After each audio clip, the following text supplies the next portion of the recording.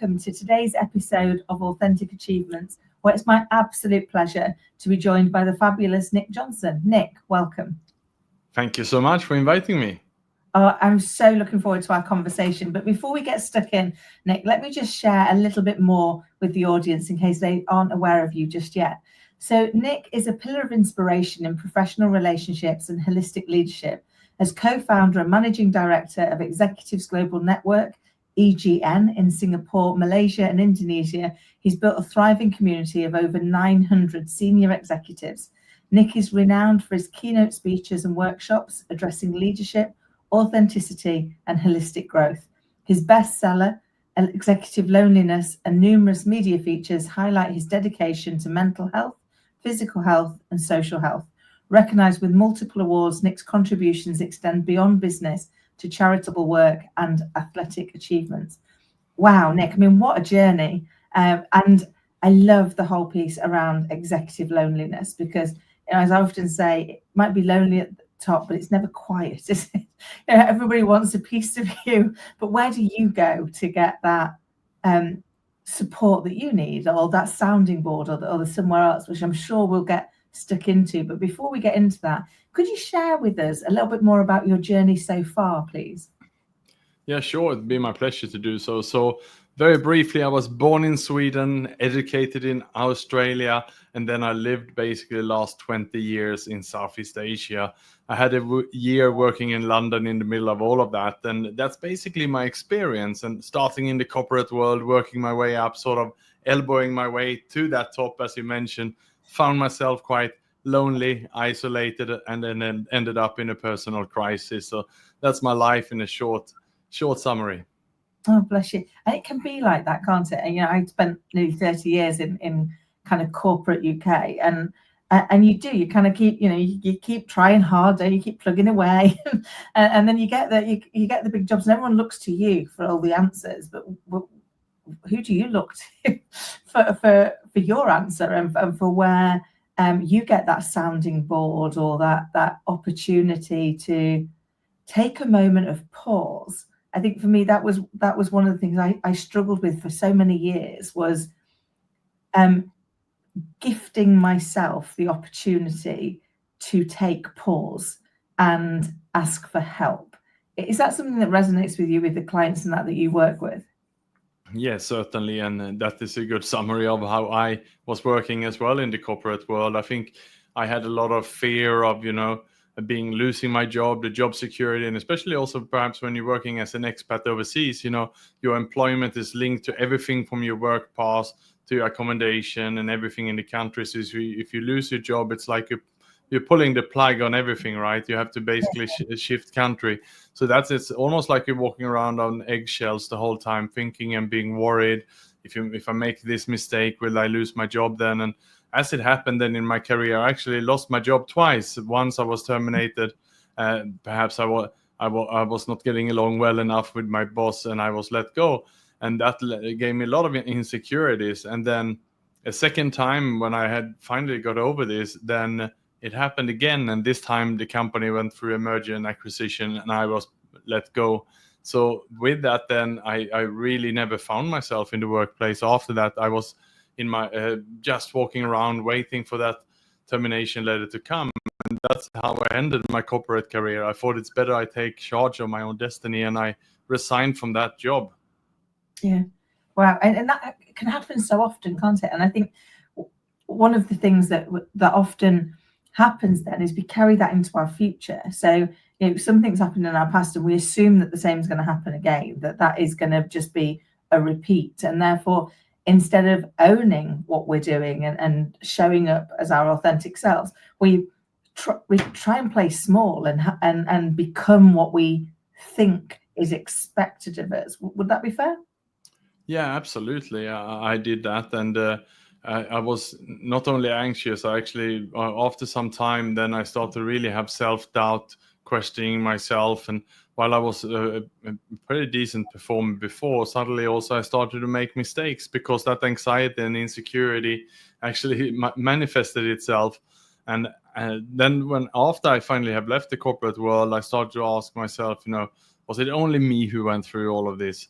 And that's when I found out that many others did as well. So I started to survey and question and interview senior executives, and that led me to later on writing my book. And actually the findings was that about 30% of the senior executives that I interviewed had similar feelings of isolation as well in the workplace. Wow. And I'm not surprised by that, because it is such a challenging role to choose to take on. And very often, and I know from the people that that I've had the privilege to interview, like yourselves, that there is a reoccurring theme that is, even though they know they're performing well and they know that they're good, they start to question and doubt themselves, and therefore they start second guessing everything that they're going to do, which sometimes leads to those mistakes, because if they'd have gone with what their gut reaction, they'd have probably got it right. But the overthinking and the overwhelm seems to take over, and that degrades their ability to make those right decisions for themselves and the organization.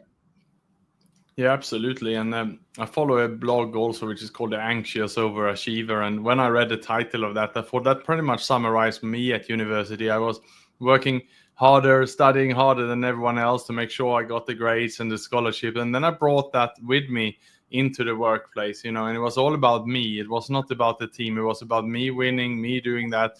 I get my pay rises. I impress my bosses. And I just didn't think about a team environment. And that, of course, leads to even more insecurity and even more pressure on yourself, because then when you need a team and when you start to make mistakes, they don't have your back, and then you're falling quite deeply. Yeah, I completely get that, because it's hard, isn't it? When you are facing that self-doubt, when you're facing that fear, you're that busy trying to be perfect, which none of us can be. We are perfectly imperfect. But while we're desperately trying for that perfection, what we don't do is open ourselves up to let others be part of the solution, be to help us in kind of that achievement. And then that makes the loneliness, certainly did for me, made the loneliness even greater, because it was self-inflicted loneliness, which was awful to recognize. It was like, I chose this because I didn't let anybody in. So when I eventually wanted to let them in, they learned to not be there. Yeah, absolutely. And I've been reflecting a lot on where did I get those habits from? And perhaps growing up in Sweden, in a family where we didn't really express our feelings, we are sort of masking that up and not so comfortable discussing it. So then naturally in the workplace, I was looking then at my leaders, and they were sort of the traditional, directive, very firm, straight leaders. And they were not vulnerable. They were not open. They didn't ask for help themselves. At least I didn't see any vulnerability in the workplace. And then I modeled them and copied them. And I can even remember in one of my corporate jobs, I was giving a mentor, someone who had more experience in the company and so on. And instead of opening up to him and telling him what I needed help with, I just tried to show off. I tried to demonstrate that I was on top of things and so on, because I knew that also his signature would be on my future promotions, etc. So why would I open up to him? That would be career suicide, I thought. And that is where it went wrong. And I just didn't know how to find these safe spaces, or how to find a place where I actually could ask for help. That so resonates. I remember the first time I was given a coach, so slightly different, but first time I was given a coach, I thought it was because I was doing a really bad job, and didn't realize it was actually because they saw the potential. So instead I saw it as oh my God, I'm that rubbish. They've got somebody to help me do the day-to-day, instead of actually they've got somebody to help you get out of your own way so you can do the bit tomorrow. And I think we can see so much of that, can't we? It's really hard to be confident enough to share your vulnerability, but balance that without losing your credibility. Because I think sometimes you can swing too far, can't you? You can, like, I'm going to be so vulnerable that actually I've become unhelpful to the wider team. So how do you help people to find that psychological safe space to share vulnerability and maintain the balance of retaining that credibility? Yeah, indeed, it's a balance. It's not about oversharing and coming into the office and screaming out or spilling out all the issues that you're going through. That's not what this is about. It's about picking a few people who we can feel that we can trust. And as humans, I don't believe we need too many people, but we need a few people who can understand us. And if we can find some who we can speak with in the office, then that's great. If we can't, then we have to look for those safe spaces externally. And just like you were given a coach, that is a wonderful opportunity to have a coach externally who we can discuss and vent and share the issues we are going through. So that's on a one-on-one level. And then it can also be in group settings. There's so many masterminds and peer groups and different associations which you can join and where you can speak up. And it's normally something for every seniority level in industry and so on these days. And we can do these safe spaces ourselves. And actually, my next meeting today is a men's group. We are 18 men who log on for 1 hour every week, and we discuss various things. 1 week it can be about nutrition. Next week it can be sleep. Today it's about what was the learnings of this year and what we will take with us into the next year. So it's just a space where we can share and be open. And this doesn't have to cost money in that sense. It's a WhatsApp group and a Zoom link 1 hour per week. Oh, I love that, because I think we do. We need to find that that external support, because sometimes you can say things to yourself and they sound so plausible, but the minute you say them out loud to another human being, I don't know if you found that. I sometimes will say it and I go, "It's all right. I heard it from myself." It's like, I can see now how that's not right. But sometimes actually you just need somebody else's perspective on the same issue for you to go, "Oh, I've not thought of it like that. Okay, that's interesting." Or that, I've got a couple of people that we do accountability for each other, and it's like, I know if I've got to turn up and I'm taking their time, so to your point, not always costing money, but I'm taking their time. They're going to give me an hour of their time every week for us to catch up on this. I don't want to let them down by not having done what I said I was going to do. Whereas if I've just said it to myself, I might be less dedicated to ensuring that I've done what I said I was going to do, because the only person I was going to let down was myself. And it can be so important, can't it, for us to find that right support network that's going to help us to be the best version of ourselves that we can be, whether that's being a sounding board, whether it's offering a different perspective, whether it's just being there to listen. Because listening is like an act. I've got a good friend of mine who always says listening is an act of love. When somebody listens to you, not to interject, not to change, but just to listen, then actually you feel validated, cared for, and supported. Yeah, absolutely. And those kind of safe spaces was not something that I looked to or something that I had in my life before I went through my personal turmoil. So after I left that job, then I lost my healthy habits, being out there trying to set up my business, failed a couple of times, jumping from job to job. And with that, then all my good habits, including I stopped exercising, putting on weight, eating junk food. And then I started to consume too much alcohol because I didn't have to go up to work next morning. And all these kind of things then added up, and I became very, very unhealthy. And of course, coming into this already have anxiety and a bit of depression, this escalated, and that's when I reached my rock bottom. And today, if I'm looking back at this, it was the best thing that ever happened to me, because that was the way for me to be forced to open up, because I had to own up to my own mistakes. I had to own up to all the issues that I was facing, and that included seeing doctors, seeing psychologists, therapists, and I ended up in a 12-step recovery program for my alcohol issues. And that was the place where I could really hear for the first time in my life that people were really the authentic self.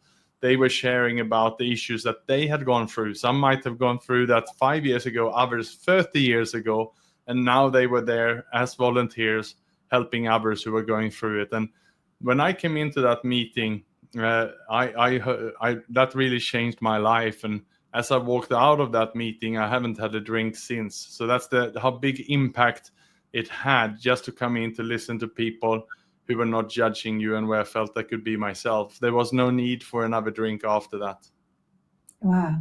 What an amazing impact. And I think sometimes it is so helpful, isn't it, to hear other people's lived experience and therefore recognize you're not in it on your own. Because I think when you are in whatever we're going through, whether that's self-doubt, whether it's anything, we can believe we're the only ones going through it, that it's only us, there's something wrong with us because we're not able to cope in the same way everybody else can cope.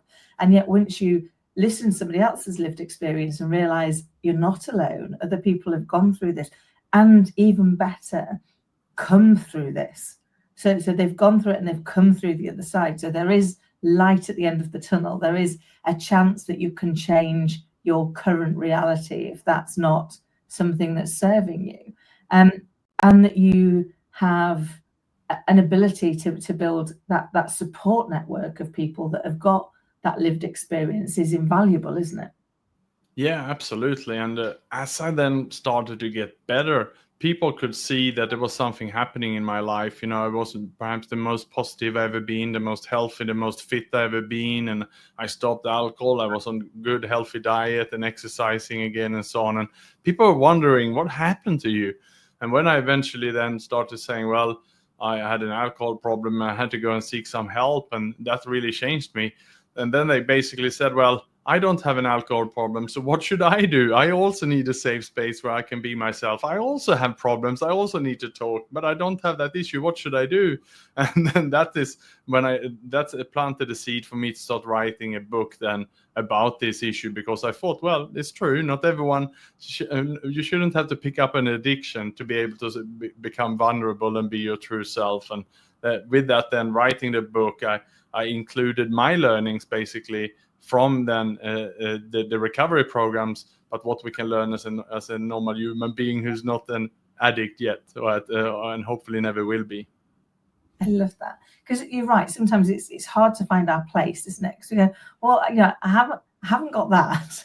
I've got all the other bits. I've got all the bits that go around it, because actually that's not the cause of the problem. That's a symptom of the problem, isn't it? And other people may have the cause but not have the same symptoms. So they might not have become an addict. It might not be alcohol. It might not be something else, but they've still got the same root cause problem, which is that feeling of executive loneliness. Yeah, the title of your book, that piece around saying, where do we as human beings, we are social creatures. We want to feel supported. We want to feel that we've got people around us. I often talk to people about making sure you've got your Thrive Hive, the 4 or 5 people that that you can call, that will always have your back, that are always going to be there, that they've got different roles in there. There might be people that are going to be your critical best friend, but then there's also the person that's going to make you a cup of tea and sugar the pill before they tell you the hard truth that you need to know. But it's, how do we find that, and how do we gain the confidence to admit that we've got the cause, that feeling of being alone, feeling vulnerable, but not feeling like we can share any of that and invite others to be part of the solution. So I love that you've written the book to share your lived experience, but say, actually, you don't have to have had this addiction for it to be there. That was a symptom. The cause, the bit that I needed to address, was actually how was I going to get to a place to share that I was vulnerable, and invite people in to support me.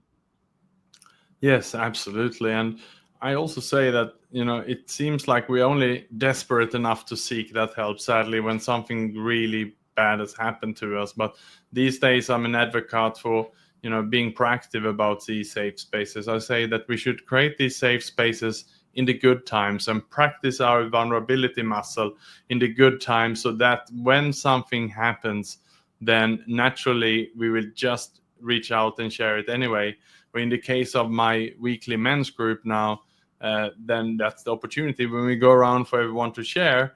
people will share what's on their mind, and they might have just kept secret and silent if it wasn't for that weekly call, and when everyone have a chance to share something that's going on their mind. So I think that's for everyone to think about, how can I set up my safe spaces on a one-on-one level, perhaps on a family, personal level, and so on, but also for your career, with which people do you feel that you can trust one-on-one, and then also are there some people that you can group together? Then we are ready for the tough times, because life is a roller coaster, and surely there will come some rainy days.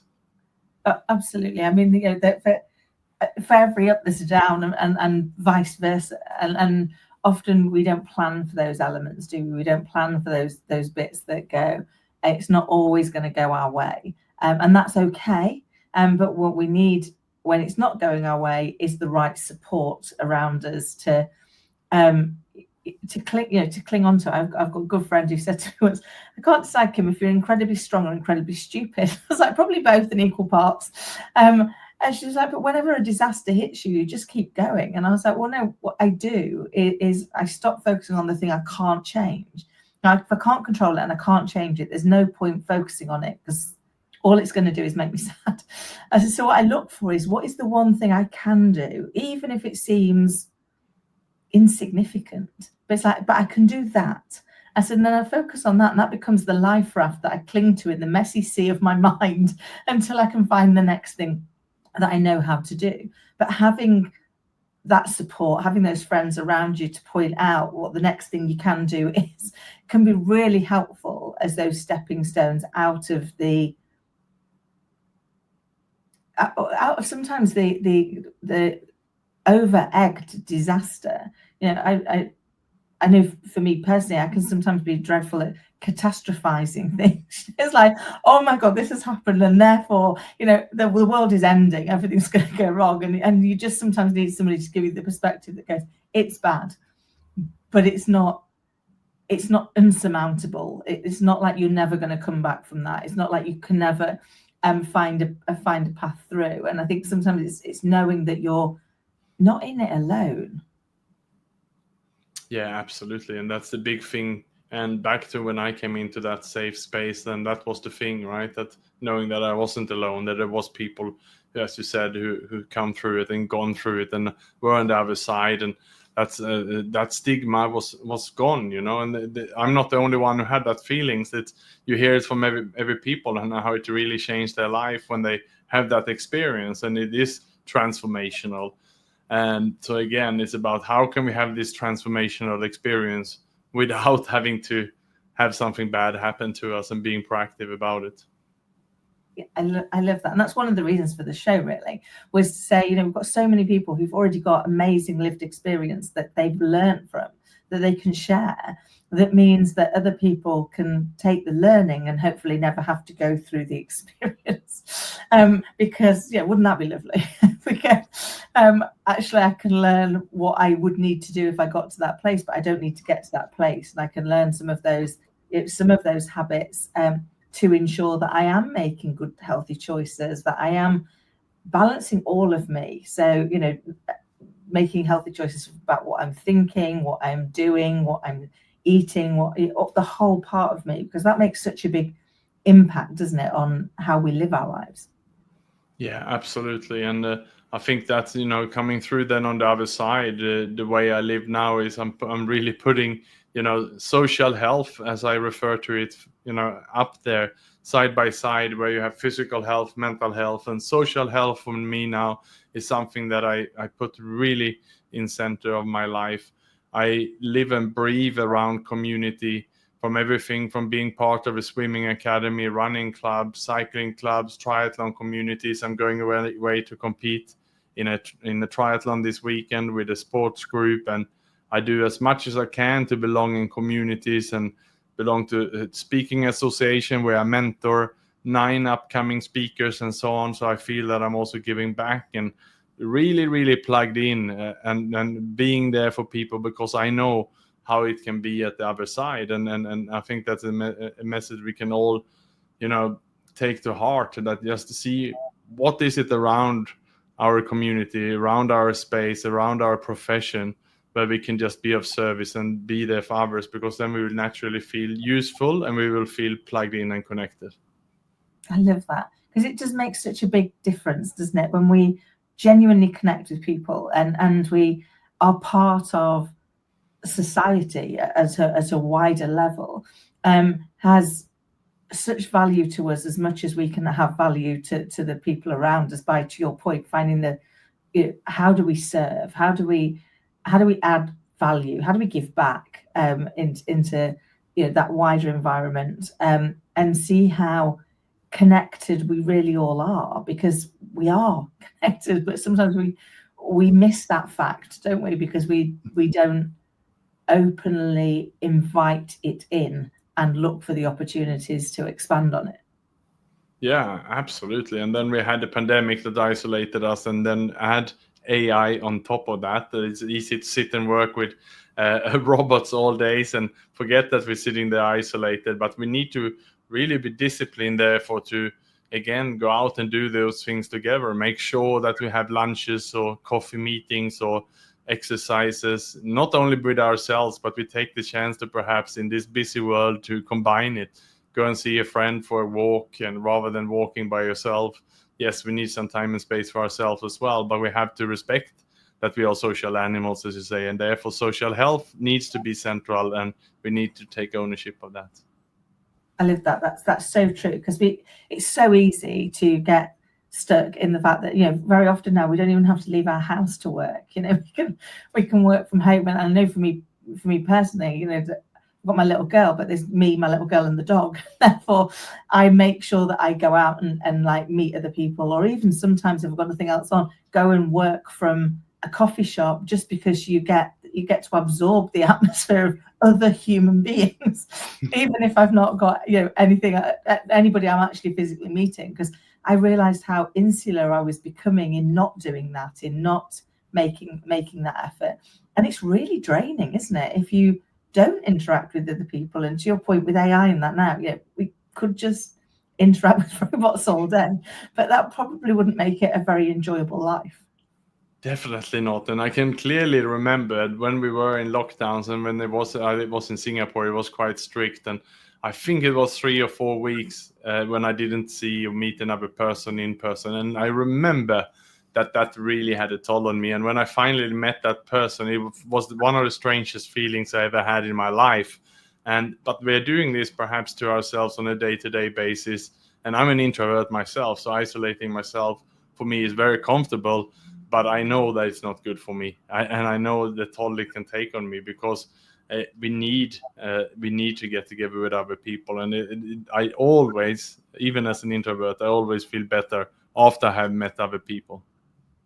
Yeah, it's true. I must admit, I do the same. When we had the first lockdown, I was locked in, and at the time my little girl was 2.5. So there were large periods where you were locked in basically on your own because she was asleep.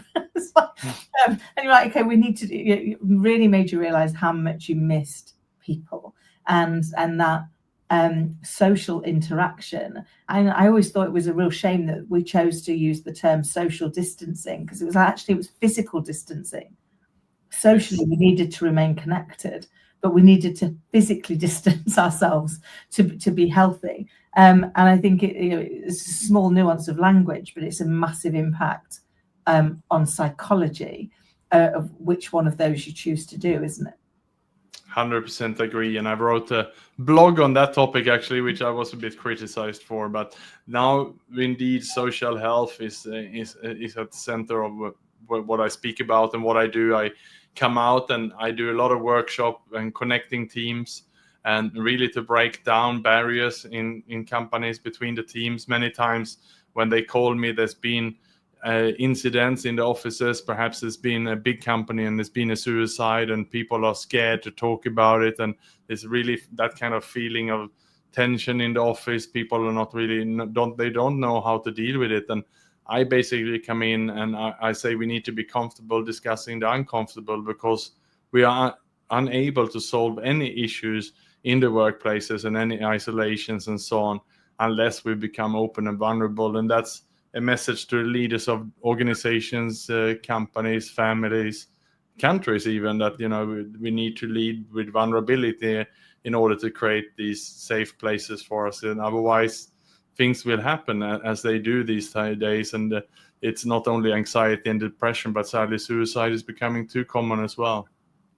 It's so true, and sadly I've had to deal with that a few times in work, in working environments. And I think for me, one of the greatest leadership skills is to become comfortable with the uncomfortable, because the minute you're leading people, you're going to get uncomfortable.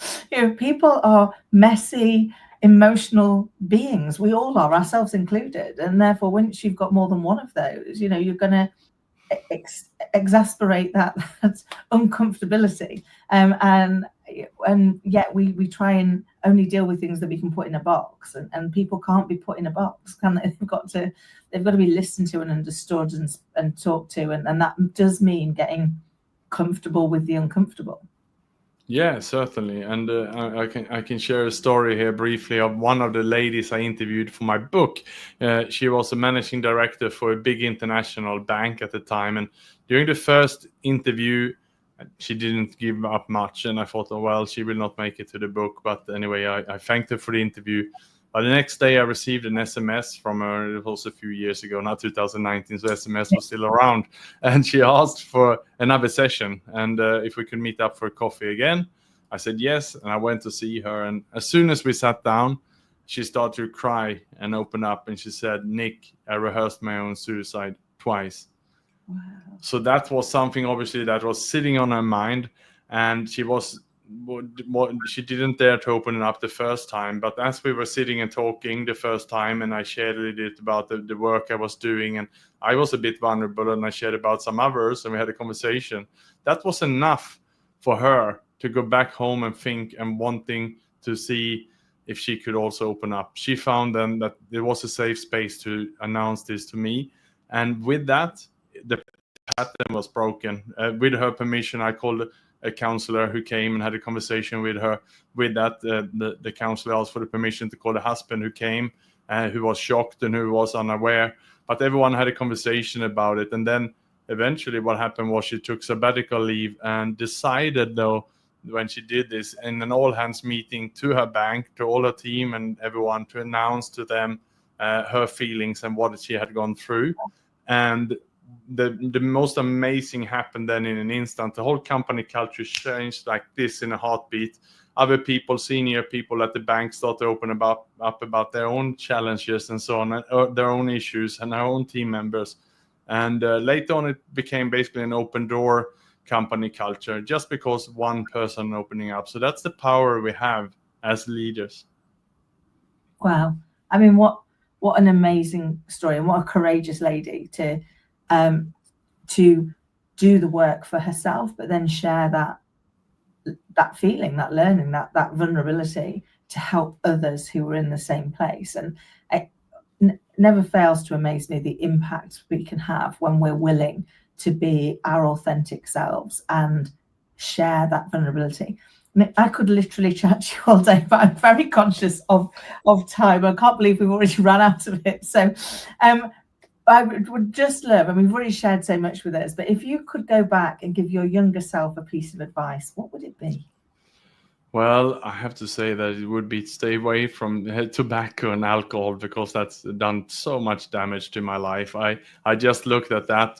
Basically, I remember seeing, my parents smoking and drinking as a child growing up, and it didn't matter when I was a teenager if they told me not to.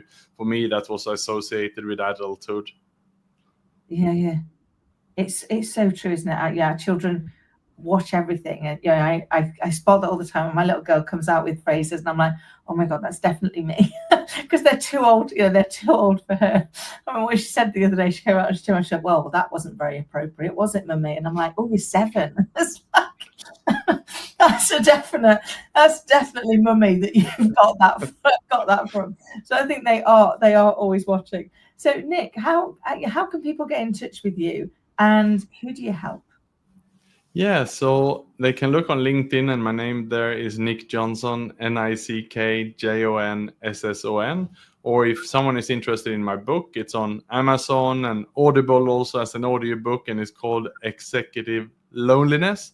And the work I do is basically I do one-on-one coaching with executives. I do live coaching. And I'm also a certified sober coach, actually, in UK. So I have that certification to help any gray zone drinker, someone who's perhaps want to have a second look on their alcohol consumption. And they're welcome to reach out as well. Amazing. And obviously we'll make sure all of the details of how people can get in touch with you are in the notes below. So if anybody listening or watching wasn't able to write all that down fast enough, it is in the notes below. So please just check that out and do get in touch with Nick. Nick, thank you so very much for coming on and sharing your journey with us so far. It's been a real delight to have you. Thank you, Kim.